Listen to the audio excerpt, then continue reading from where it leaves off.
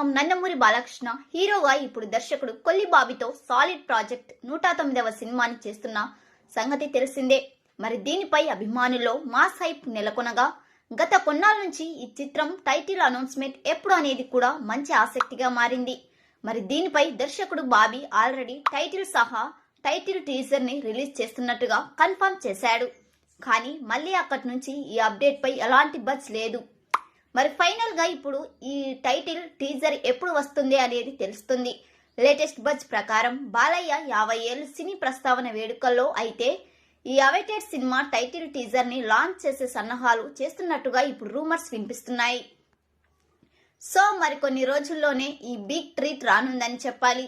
ఇక ఈ చిత్రానికి తమన్ సంగీతం అందిస్తుండగా సితారా ఎంటర్టైన్మెంట్స్ అలాగే ఫార్చ్యూన్ 4 సినిమాస్ వారు నిర్మాణం వహిస్తున్న సంగతి తెలిసిందే.